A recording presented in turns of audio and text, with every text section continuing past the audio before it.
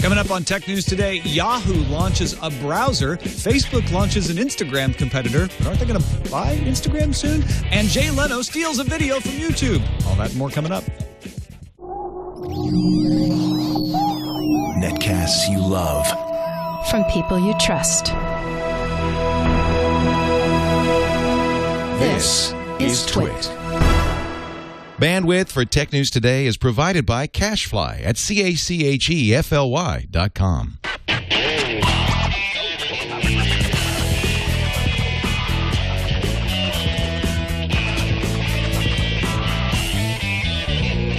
This is Tech News Today for Thursday, May 24th, 2012. Tech News Today is brought to you by Ford, featuring all-electric and hybrid electric technologies. Learn more about the technologies Ford is bringing to its vehicles at Ford.com/technology. Welcome to Tech News Today. I'm Tom Merritt. I'm Sarah Lane. I'm Iyaz Akhtar. I'm Jason Howell. And I'm Patrick Norton. Look at Patrick Norton is here from Techzilla. Welcome, Patrick. How's it going, man? Good. Good to have you along for the ride today. Thank you. Have you been enjoying Yahoo Axis? I actually installed it on Google Chrome this morning, and I find it strange and slightly wonderful. Please, everyone at home, make your own World War II and or Jimi Hendrix jokes right now. We'll get those out of the way. Axis of evil, so make the call. I was a little disappointed when I saw the headlines last night. It says Yahoo unveils their own browser, and it turns out it's only a browser on iOS. They have an extension that you can install for Firefox, IE, Safari, or Chrome. That's not nearly as impressive. But the browser, which, I mean, it's just a WebKit-based browser on iPad, is pretty nifty, actually. I like the way it works. Well, it looks just like a browser here, what about the way it works do you like the most? Let's look up Veronica. Is it an actual browser on iOS, or is it another skinned version of Safari? It's WebKit, so it's not. It's a little less than skinned Safari, but it's not much. So you can see on the left here, it actually shows you trending searches based on what other folks are searching. So if it shows up, nobody's searching for Veronica, but then you click it, and then it has these tiles. Now this is what I like. It's visual search, that I can just touch and swipe and see more results. And then when I see the thing that I want to go to, I want to go to the Facebook page, I just click it, shows up. And then if I want to see more of those search results from that same thing, I can swipe them up from the bottom. It's from the top down. Oh, it's from the top down. Yeah. I mean from the top down. You get the, well, not that high.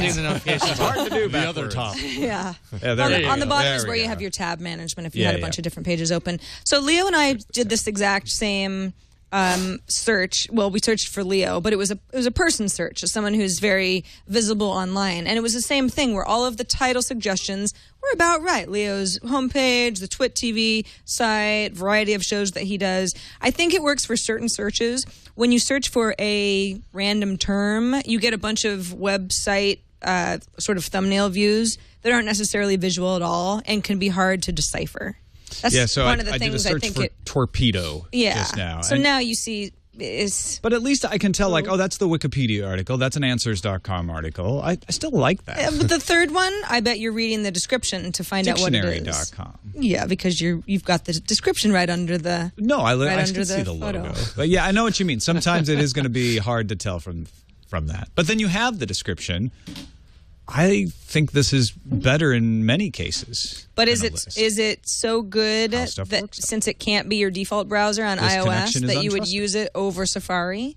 So anytime you're in an external program and you decide to open it in a browser, it opens in Safari rather than Yahoo Access. Well, that's the biggest problem with iOS, right? And Yahoo says we're hoping Apple is going to change that. We've got Apple's blessing on this. We've been working with them, and they sort of implied that Apple really isn't working on Safari much these days. You don't say. They want to move in and become the new browser. We just want more people to search through Yahoo, please. I mean, I think the fact that they introduced the extensions for Firefox, Chrome, and Safari, the idea that you can actually move whatever you're looking at on your iPad over to your main screen, it seems like that was a smart move because you can't make it a default. You might go to the Access browser because you were going, I was searching on my main machine first, and then I'm going to go over here and continue that. Yeah, because it's nice syncing that capability. Weird transfer of like, okay, what was I just searching for here? Now I have to remember what I was doing and find that page again. So it's kind of a neat way that way. I'm kind of curious if Yahoo's going to move towards a more visual look for its own search results in general, because I know Google's got the thumbnails you can see when you're hovering over them. But this looks like it's almost like if you don't want to be really searching, you're going to write Facebook or something, and you go, oh, that's Facebook, I'll click it. Because a lot of people just search instead of actually using URLs. Now, the extension on Chrome, and it works very similar on the other browsers, puts a little dock down at the bottom left that shows up on all pages, which can be kind of annoying. But frankly, I didn't even notice it once I installed it. And if you've got my screen, Jason, you can see this. It looks similar to what you get on the tablet, and you can slide through all of these little thumbnails and everything. And then once you find what it is you want to go to, you just click on it, and it shows up. Now, I've got the same search in a Google search there. Now, I say I click on it, it shows up, but this website isn't loading. Okay, there we go. And then you also get these little arrows on the left and right, which aren't showing up right now. But supposedly, those allow you to go backwards and forwards through the search results that you had. If you do the search on Tim Cook, then it should allow you to arrow back and forth. I think it's because of this that your system is just bogged down. Actually, it's probably because I'm installing Ubuntu in a virtual machine. That might have something to do with it. And the fact that your fan sounds like it's about to leap out of the MacBook. I can't even hear it. Iyaz was saying that too. Yeah, it's loud. So I thought it was monstrous loud. He doesn't hear it. So last thing to understand is that writer and hacker Nick Kubrilovic found the source file for the Chrome extension, looked into it, and lo and behold, there was the private key Yahoo uses to validate the extension. What that means is that anybody could then validate themselves as Yahoo. So they could create an extension, spoof the DNS. You would think you're updating your Yahoo Axis extension. Chrome would look at the key and say, oh, yep, they got the private key. It's all valid. And then, boom, you'd have some piece of spyware in your machine. So I wouldn't install this until that has been resolved. And Yahoo says they're resolving it. This just seems like every once in a while someone will, it's not just Yahoo, but someone will come out with an alternative browser that's really going to change the way we browse. Rockmelt comes to mind, or Flock was one of those browsers back in the day that it was like, they just couldn't make Flock happen as much as they tried. And I don't want to say that this isn't a good idea. I just feel like people's habits are very ingrained. And until I have a browser that makes sense that I can use seamlessly on one of my iDevices, I don't see it being worth it. Yeah, I won't use it on mobile device because it can't be a default browser, even though I love it on the mobile. I won't use it. I'm going to uninstall this extension, not just because it's insecure, but also because it's just kind of annoying and I don't need it on my browser. So they need to do something more, like the fact that they sync your last tab is nifty, but I want it to sync all the tabs. If it did that, that might make it worth me using in a lot more places and making sure I used it. And that only happens, by the way, if you log in with your Yahoo account or whatever other connection. Let's talk about this story over at Fortune. Adam Lashinsky, he's the guy who wrote Inside Apple, has a report on Fortune about Tim Cook's first 9 months as CEO and some of the ways things have changed. That was the big question when he took over. How's it going to be without Steve Jobs in charge? How is Apple going to change? Obviously, things are going well for Apple. In his first 3 quarters as CEO, Apple's stock is up 42%. From an already strong position when he took over. And now Lashinsky compares that to Steve Jobs' first 3 quarters back in the 90s when he came back. The stock from Apple only went up 21% in the first 3 quarters. Very different landscape for Apple back then, though. I mean, they were almost out of business when Steve Jobs took them over. Yeah, I was going to say, Steve Jobs walked into an accident site with something that was dead on the table and brought it back to life. Not to take anything away from Tim Cook, because the article is interesting because it says Tim Cook came in, he's being nice to investors, he's being nice to employees, he's doing all of the stuff that Steve Jobs didn't care about, which is basically, getting people to behave and doing a lot of, corporate stuff, which may not be the Steve Jobs way, but there's only one Steve Jobs. He's gone. How do we move past that? And it's a really interesting article. They kind of paint the picture of him being more corporate, more conservative. One former VP, Max Paley, who left Apple in 2011 but worked there for 14 years, said, "I've been told that any meeting of significance is now always populated by project management and global supply management. When I was there, engineering decided what we wanted, and it was the job of product management and supply management to go get it. Steve Jobs was an engineer.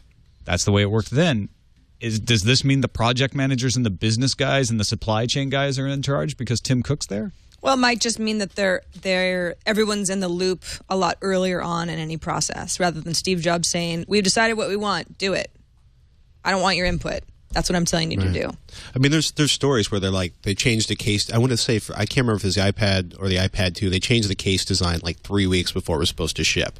And suddenly it was people racing to China, Foxconn pulling 2,000 people out of dormitories at midnight to start rebuilding the kind of entire construction, line, whatever you call the assembly line for that. And I can see where a lot of people would be like, yeah, it'd be nice to have somebody moving a little slower, thinking a little farther out, thinking of the other people other than just make, this is the perfect product. But the flip side is everybody wants the perfect product. And Steve's gone. So... Speaking of China, Tim Cook went to China, a very public affair. I'm going to go. I'm going to tour a facility, something that Steve Jobs didn't do. And there's rumors of him being more visible like that even on the Apple campus, having lunch with people that aren't his... Not necessarily people that aren't Chinese Johnny food, but food. Just any old food that they have on the Apple campus is probably good food. Steve Jobs always ate with Jonathan Ive. Who eats with Johnny Ive now? If Tim Cook's eating with all these other random people. Is it Sir Jonathan Ives now? What is Sir Johnny Ive now? He can just command people. That's part of his knighthood, I'm pretty sure. You sit with me now.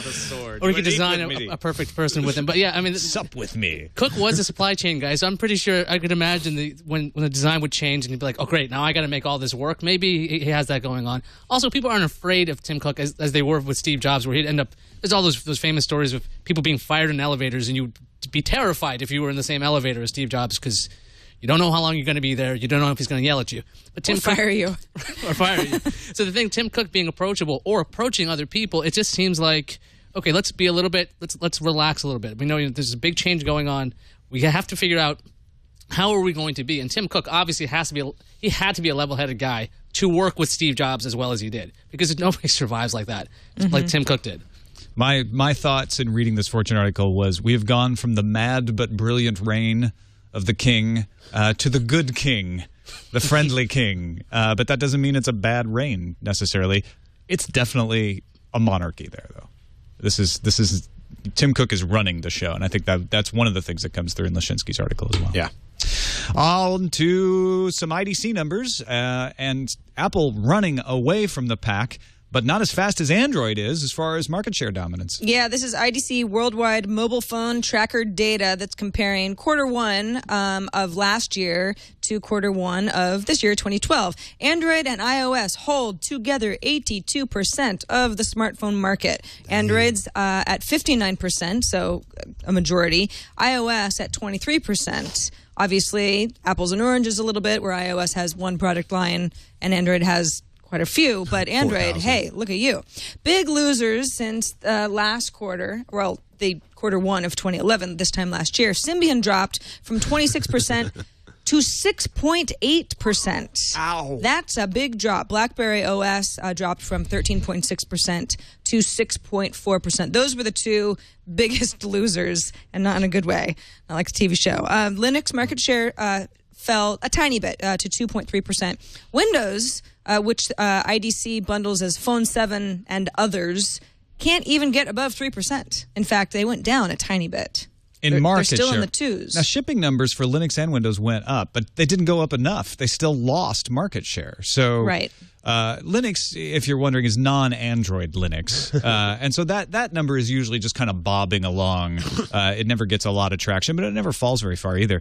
Windows, on the other hand, Microsoft's making a big push, and IDC is saying, we're not going to evaluate that yet. Yeah, IDC they know that people are going to look at this and say, Windows Phone, DOA, or the new OS. IDC says Windows Mobile, Windows Phone, has yet to make a significant inroads in the worldwide smartphone market, but 2012 should be considered the ramp-up year for Nokia and Microsoft to boost volumes. But until Nokia speeds the cadence of its smartphone releases, or more vendors launch their own Windows Phone-powered smartphones, IDC anticipates slow growth for the OS. Basically, somebody besides Nokia has to step up and have some winners with Windows Phone, or this isn't going to go well.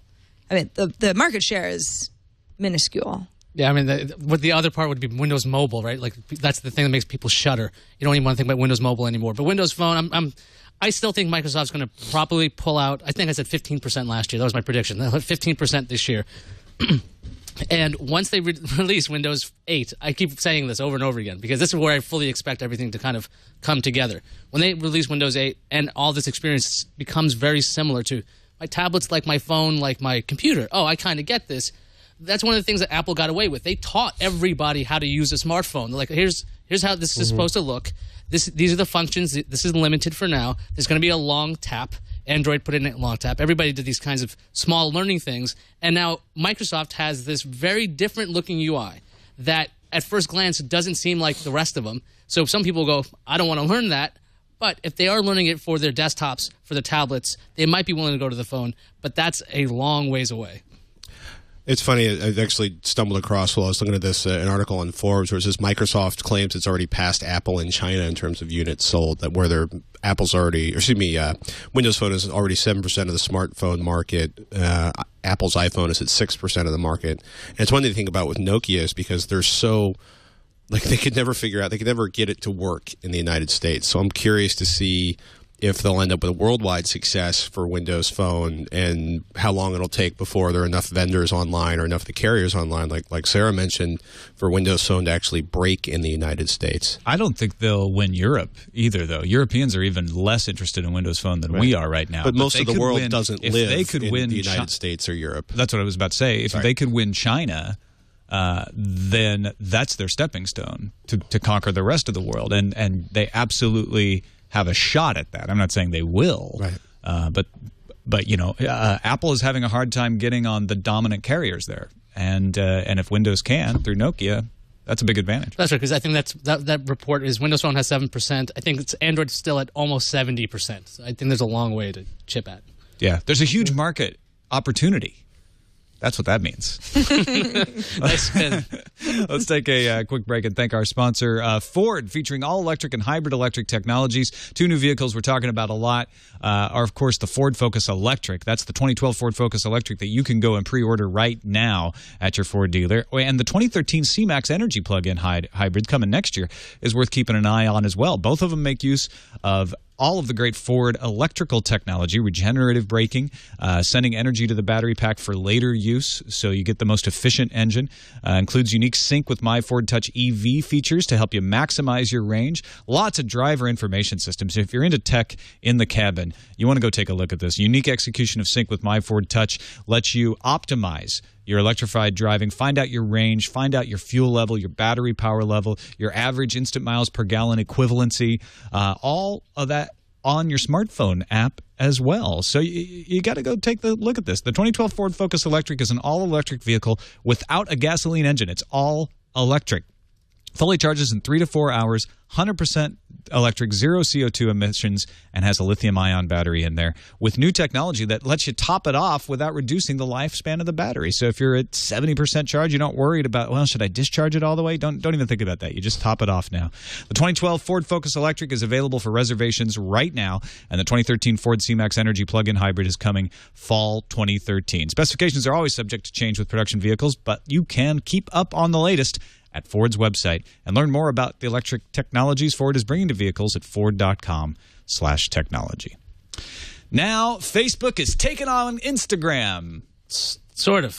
That's true. Facebook introduced a new free iOS app today called Facebook Camera. Guess what it does? Now, obviously, immediately people are going to compare this to Instagram that Facebook announced they were purchasing back in April. Facebook bought that for $1 billion. But don't forget that deal hasn't closed, and the FTC is probing that transaction. Now, Dirk Stoop, the Facebook Photos product manager, talked to All Things D and says Instagram and that team had nothing to do with the Facebook camera app. And when the Instagram acquisition was announced, Mark Zuckerberg made it very clear that Instagram is going to remain independent. So that's why this app exists. So this makes perfect sense to me, right? It does? Yeah. What? In other words, Facebook says, well, it makes perfect sense when you start at, we're going to buy Instagram, but they will stay separate. They will stay independent. They will stay because we've Instagram. already been working on this Facebook camera app internally. So we got this Facebook camera app. We're going to go ahead and put it out. And then when the Instagram folks join us, once that's approved, we'll take them and have them help us improve the Facebook camera app, but they'll still make Instagram. But why does Facebook benefit from having their own internal app that is an Instagram competitor and then keeping Instagram independent? Well, they'll just start running ads? The question is why keep Instagram independent? Yeah. But I get why they're going ahead and releasing a camera app because they're like, well, it's just going to get better. Well, especially since it's like this Instagram thing doesn't seem like it's a done deal. It's pushed off to sometime this year. They want a camera app now. Yeah. It's convenient that they've already got something in-house. But the question is, why keep Instagram independent? And maybe that's a goodwill gesture. Or maybe that's one of the ways they got Instagram to sell, is like, we'll let you keep making a separate app. That's very narrow. Remember, Instagram doesn't do a whole lot. It doesn't have a website. Right. And think of all the people who heard the news that Facebook bought Instagram users who went, oh, great, the party's almost over. They're going to ruin it. So if Facebook's smart, they don't actually ruin it. If they can figure out a way to monetize it without even incorporating it into Facebook, I think it'll keep a lot of people happy. I have location services turned off in this app. Yeah. And it just said, a lot harder to stop. We can't access your camera roll unless you turn on location services. Because it wants to, like if you share a picture on the app, it wants to tell your Facebook friends where you were when you took it. Because all that information is attached to those photos. But it's my camera roll. I should still be able to access it. Yeah, that's weird. Well, turn off data like geo. Is it because you're locked out of accessing? It's the because camera I've roll? turned off. I'm like, no, this app cannot access my location. I don't want it to know where I am. But you let your onboard camera access your location.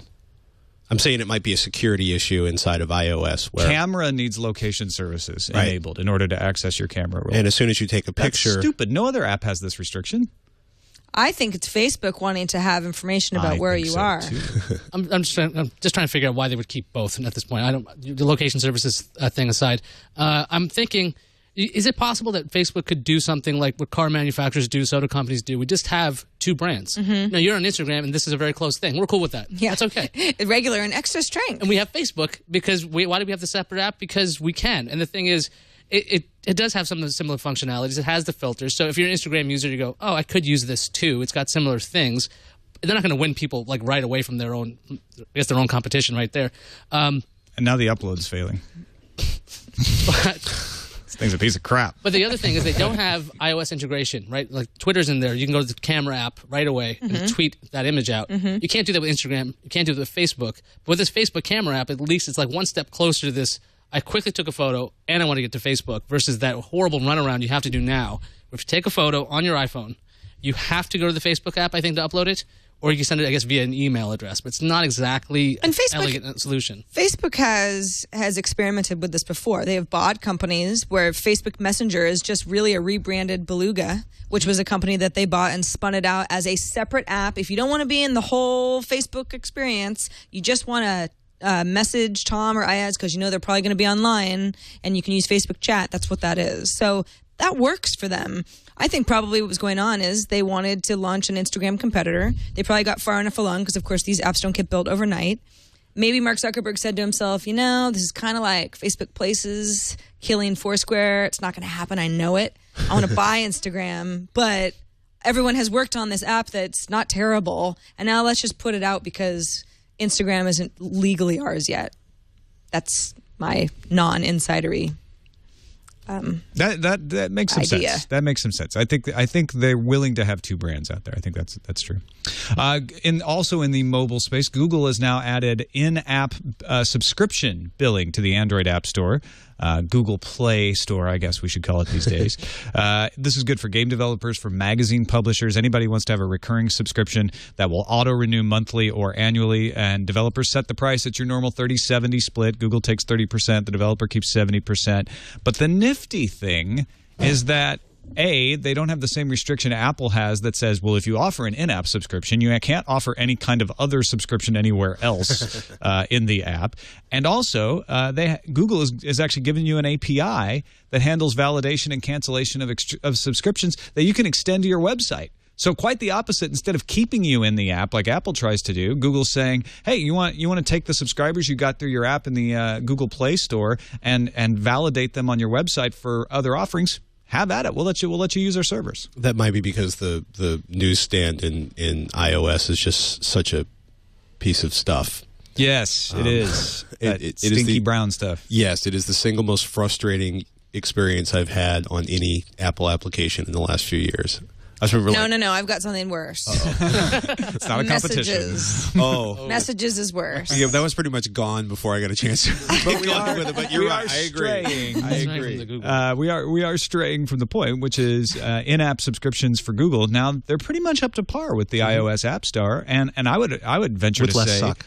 If they've got this huge market share we were just talking about a couple of stories ago, and you're a magazine publisher that's like, you know what, I don't want to have to mess with like what the Financial Times did, where they made their entire app HTML5, or I have to strip out anything that takes you to my website. I'm just going to go Android with my publication. And then they just have to worry about making sure their application runs on the 32 different versions of Android across the umpteen different carriers. That's and the fact the they don't have a trade-off. unitized operating There system you go. update. See? So they're going to have to staff up It's the developer that easy. department anyway. It's like wait, because of that's true. But Google's setting up. They're obviously setting up that whole thing where it's what November is the rumor that their Nexus line of tablets and phones and their store, the Play Store will have all the stuff. It seems like Google's setting up everything that finally when you get your tablet from us, you can have applications and magazines again without this bizarre is it going to work? Is the resolution going to be broken? Google's going to be able to say it will totally work because we have It will totally work for everyone who buys one between November and Christmas, but all you people who bought before now, I'm really sorry, but you're going to have to deal with whatever you have. Deal with it. Sorry, I'm just like that's at the bottom of the EULA right there. No, but it's so funny because Google's so desperate. They're like, we are killing the phones. We have to kill with the tablets, and then you pick up a tablet, it's like the Sony tablet. It's like, oh. Wow, this is like such an 80s design. That's so nice. And, it's just a weird fragmented market right now. It's messy. It's retro. Well, it is very similar to Windows versus Mac, Android versus iOS. You've got the monolith that is consistent, and then you have the wide open Wild West that's the trade-off is except it's not wide open. If it was wide open, anybody could update to any appropriate version of Android for their phone, and instead it's locked down by the carriers. It's oddly less open than Microsoft when you put it that way. Yes. Yeah. That's a weird way of looking at things. Finally, our last story before we get to the news fuse. Brian Kammerer has a hilarious open letter to Jay Leno on splitsider.com about the fact that one of his videos has been taken down from YouTube by NBC. But it is a lovely demonstration of why the automatic robot takedown notice system is broken. In 2007, Kammerer's friend Travis Irvine, who is a comedian, ran for mayor of Bexley, Ohio. They shot a music video with original music, so they weren't using any copyrighted music. They made the music themselves. And it's a funny black and white film of Travis Irvine acting patriotic and walking through the streets of Bexley, Ohio. It got picked up 2 years later, in 2009, by The Tonight Show and was used in a bit about local campaign commercials. They never contacted Travis Irvine or anyone to get permission to run it, but they didn't care. They were like, oh, yeah, we made this for people to see. They used it. It was funny. It was on The Tonight Show. That's great. Now we can say we've been on The Tonight Show in a way.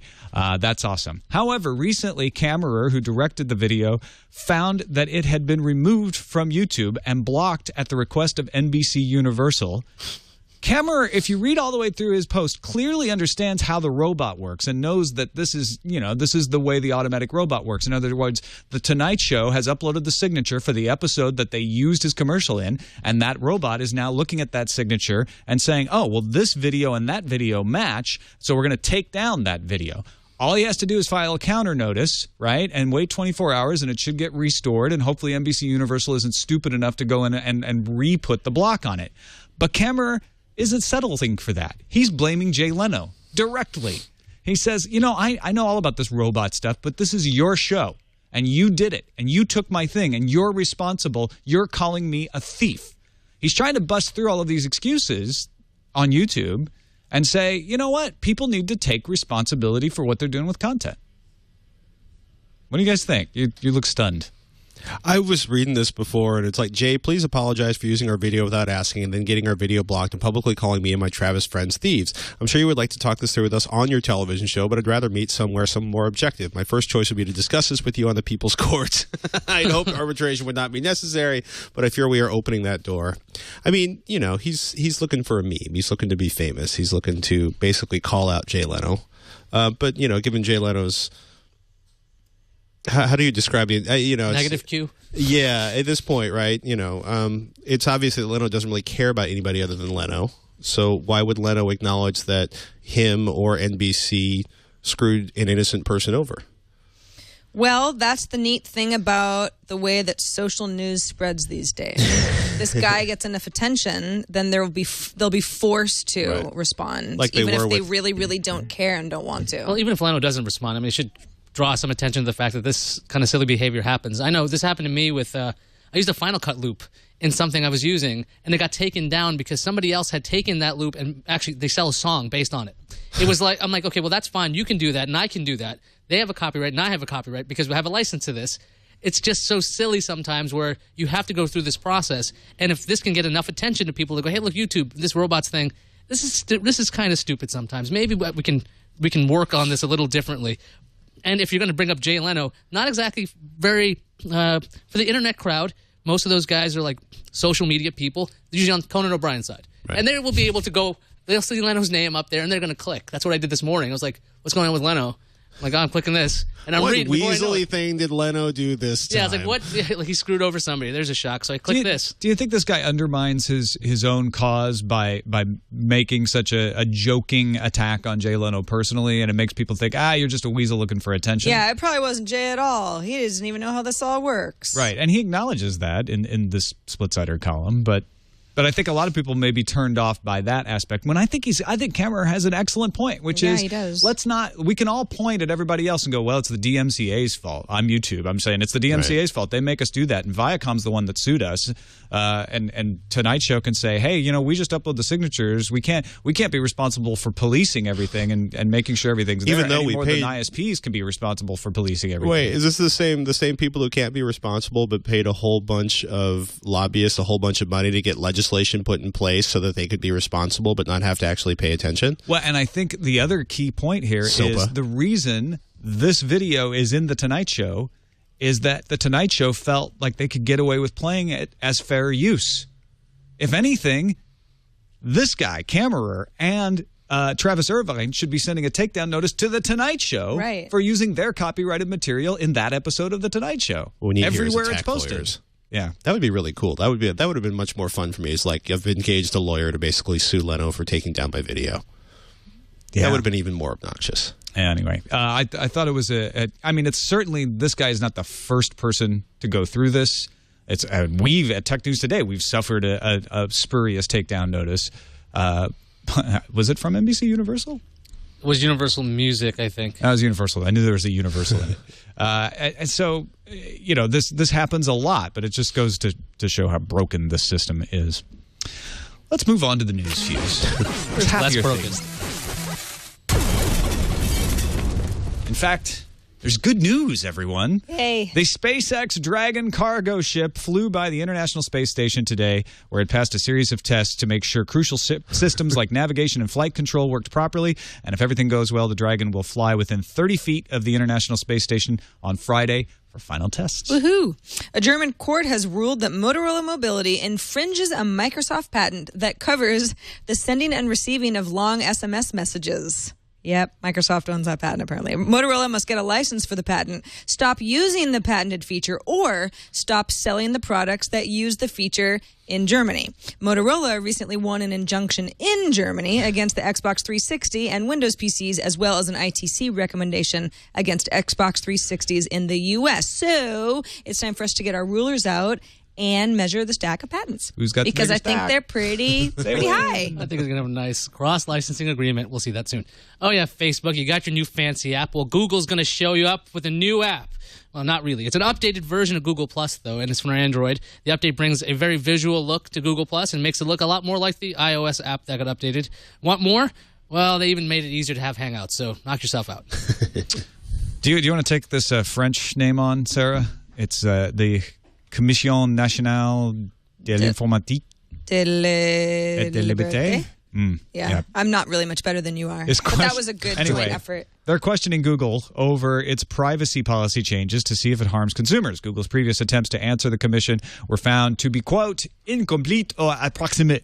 Google has until July 8th to provide better answers. I like how the commission was like, maybe something was lost in translation, but for whatever reason, you're not answering our questions. We tried hitting Google Translate and it didn't help. Yeah, it's just, you seem to be avoiding the answer completely. How do I say I do not recall in French? Je ne recall pas.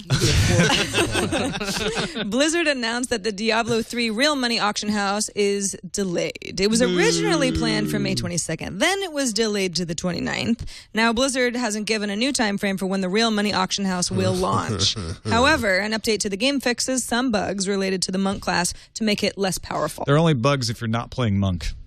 Otherwise, you're nerfed. AT&T has cleared the Nvidia Iyaz 410 LTE modem for use on its network. This is a multi-mode modem, which means it works with LTE, HSPA+, 3G, and 2G networks. You'll first find this in tablets and clamshell devices, and it's capable of reaching speeds of 50 megabits per second. Slobber. Remember that cool DVR feature that Dish introduced where it would automatically skip commercials in its prime time recording? Well, Fox finally got around to suing Dish. In their statement, it says, "We were given no choice but to file suit." I think they had a choice, but okay. I get what they're saying. They based the claim on a violation of copyrights and breach of contract. They described the auto hop feature, as it's called, as destroying, quote, "the fundamental underpinnings of the broadcast television ecosystem." Wow, that's evil. How could you do that, Dish? So, programmers, listen up. I know you're listening. Your free ride creating Windows desktop programs is coming to a close. To further their goal of getting you to write Metro apps in Windows 8, Microsoft has decided that Visual Studio 11 Express, which is the free-to-use version of its integrated desktop environment, can produce nothing else. If you want to make desktop software, you'll need either Visual C++ 2010 Express and Visual C# 2010 Express products, or pay about $400 to $500 for Visual Studio 11 Professional. In any case, you have to pay. They really want you to make Metro apps. Sharp may soon have a hand in screens for upcoming Apple products, whatever they may be. Reuters reports Japan's Sharp Corp will assist Hanhai Precision Industry Company, that's the Foxconn folks, in building a plant in China that will produce panels for Apple's iPhone and other consumer electronics products, the Nikkei Business Daily said on Thursday. Hanhai owns part of another Sharp plant and 11% of Sharp as a company. Let's check the randomizer. Randomizer. What do you think of this platform for the presidential election 2012? One barcode per baby. I'm for it. No baby left unbarcoded. That's kind of what Elizabeth Moon was saying in a BBC series called 60-Second Ideas. She made the case, she's a science fiction author, for putting a barcode on every person at birth. Here's the quote. "If I were Empress of the universe, I would insist on every individual having a unique ID permanently attached, a barcode, if you will, an implanted chip to provide an easy, fast, inexpensive way to identify individuals." Eek. I chip my dogs. I chip my kid. I don't see the problem with this. Would you chip yourself? Sure. Yeah. That way, I would love to get through like airport security faster that way. It's like, just check me. Right there. I'm completely fine. I'm the same guy all the time. What if you did something bad and you were on the run?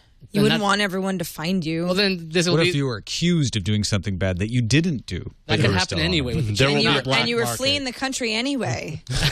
Let's say for some reason that I'm not going to explain why I'm fleeing the country. No, that could happen anyway with a chip or not, or passport or not. Yeah, but it's going to be a lot harder for you to prove your innocence when they can tell who you are and then throw you in jail. So I can't fake this or spoof this. I can't erase it. There's the problem. Now we have a whole other problem. It can be faked. It can be spoofed. You might not even be you. So this doesn't actually solve anything. I'm not me.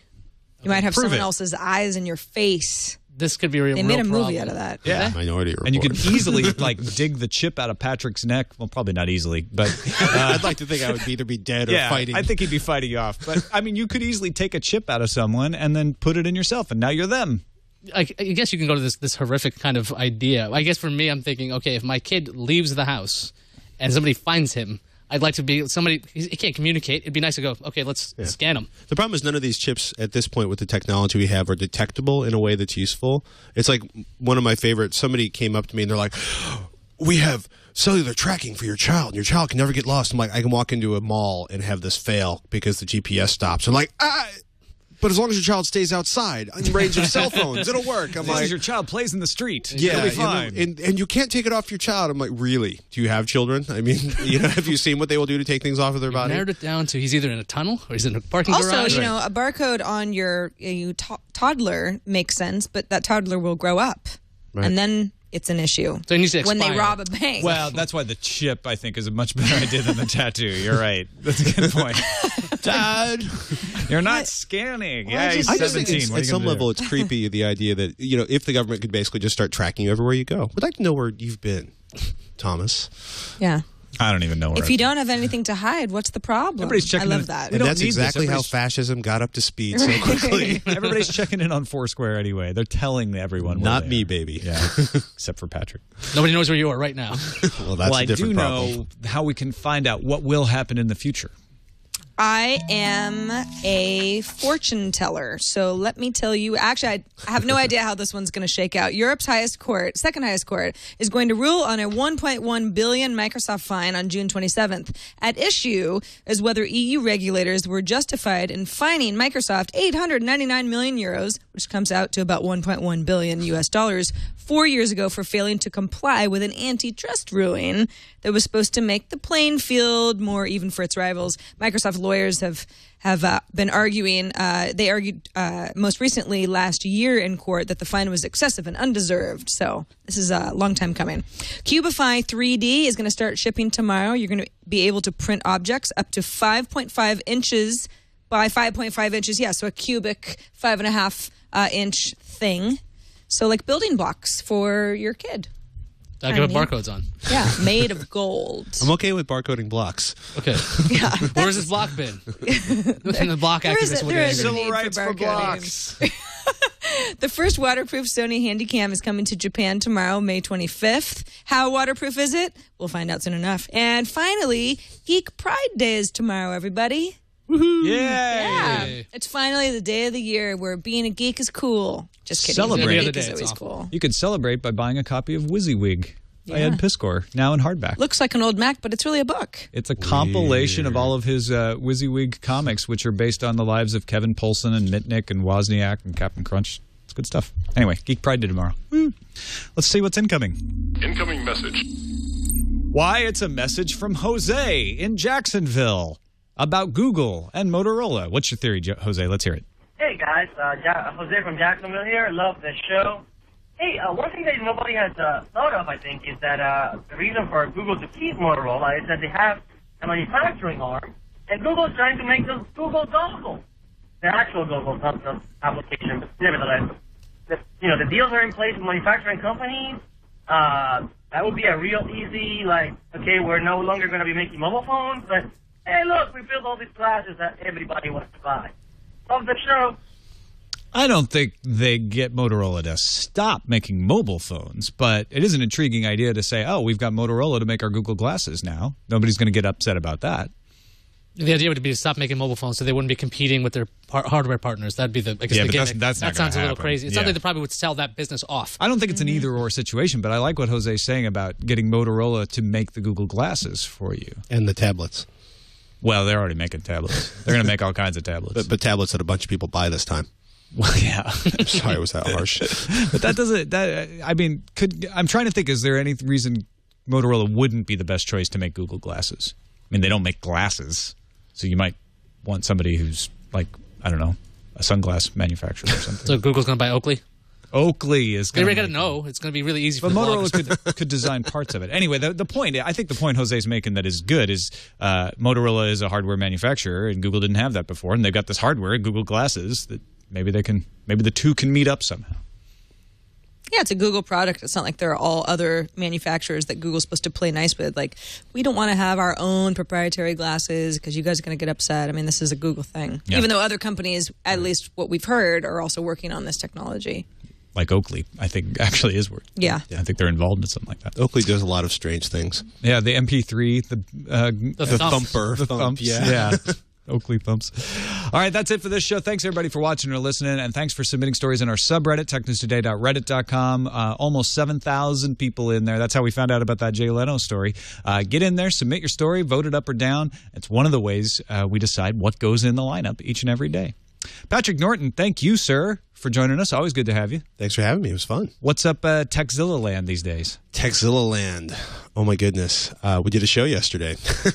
We were talking actually about Comcast cap, whether they lifted it or whether it's going to be much worse for people who consume video. We've got reviews of the new Viera VT50 coming, which is supposed to be the HD TV of 2012 to buy if you're interested in visual quality. Panasonic makes good TVs. Yes, and we talked about reviving your cell phone battery. Cell phone battery, you think it's on its way out. We got something for you to do before you buy a new battery. It doesn't involve paddles, right? No, not this time. That sounds awesome. TEKZILLA.com. Yes, sir. Techzilla.com. Patrick and Veronica and Roger and used to be Serafina. She's still there job. for a few more weeks. Just a few more weeks. Just a few more weeks. Check it out. Thanks, everybody, for watching or listening. You can find us on the web, twit.tv/TNT. You can email us. Our email address is tnt@twit.tv, or you can give us a call. Our phone number is 260-TNT Show. We're live at 3 p.m. Pacific, 6 p.m. Eastern at live.twit.tv each and every afternoon. You can join us then if you want to as well. Darren Kitchen joins us tomorrow. We'll see you then.